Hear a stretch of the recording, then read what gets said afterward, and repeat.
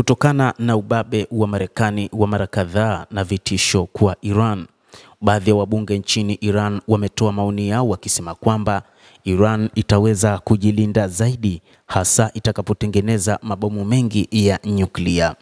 Hii ni kutokana na uhusiano mbaya uliopo kati ya Marekani na Iran.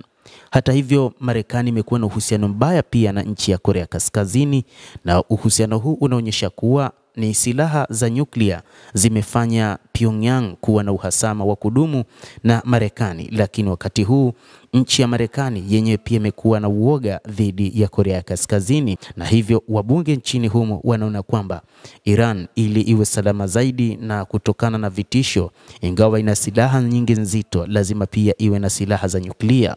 Mbunge wa Iran Ahmad Nader ameeleza.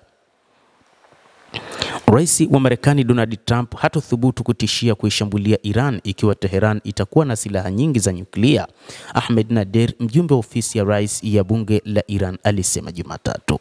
Siku moja kabla, rais wa Marekani alitishia Iran kwa shambulio la bomu ambalo halijawahi kushuhudiwa ikiwa haitakubali makubaliano ya nyuklia. Itakuwa ikipiga mabomu kama ambayo hajawahi kuona hapo awali, aliambia NBC News siku ya Jumapili. Iran inaweza kuiga mfano wa Korea Kaskazini ili kuimarisha usalama wake licha ya tishio hilo, Nader aliyependekeza katika chapisho kwenye ukurasa wake wa X. Kuchunguza tabia na hotuba ya Trump wakati wa kumuhula wake wa kwanza na Korea Kaskazini kunaonyesha kuwa na silaha za nyuklia kumeleta usalama nchini Korea, alisema. Trump hangetoa vitisho kama hivyo ikiwa Tehran ingekuwa na silaha vilevile, Nader alisema. Hata hivyo, katika kipindi hiki Donald Trump ni mtu ambaye hakuonyesha kuguswa zaidi na Korea Kaskazini ambayo imetengeneza makombora mengi ya nyuklia.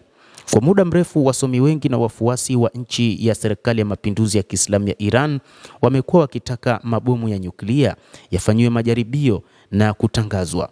Ikiwa pia tungekuwa na silaha za nyuklia, Trump hangethubutu kutishia kulipua bomu, alisema mbunge huyo. Mpango wa nyuklia wa Tehran pia umekuwa na mzozo katika uhusiano wa Marekani na Iran kwa miaka mingi. Mwezi Februari, mwezi mmoja baada ya kuanza kwa muhula wake wa pili wa urais, rais wa Marekani Bwana Donald Trump alitangaza kushinikiza upya kwa shinikizo la juu kwa Iran. Baada ya hivi karibuni kuongezeka matamshi ya rais wa Marekani, Tehran ilikataa mazungumzo ya moja kwa moja na Washington, ikitaja kupoteza imani kufuatia kujiondoa kwa Trump kwa mpango wake kamili wa utekelezaji wa pamoja JCPOA ya mwaka 2018. Makubaliano hayo ya kimataifa yalitazamwa kupunguza mpango wa nyuklia wa Iran kwa ajili ya kuondoa vikwazo.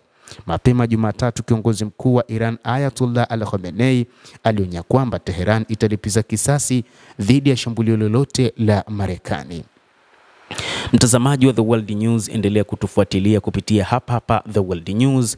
Tutakuwa tukikujuza mambo mengi ambayo yanajiri duniani. Mimi ni Adam Hussein, endelea kuwa nasi wakati wote, na usisahau kulike, usisahau kucomment na kusubscribe channel yetu hii.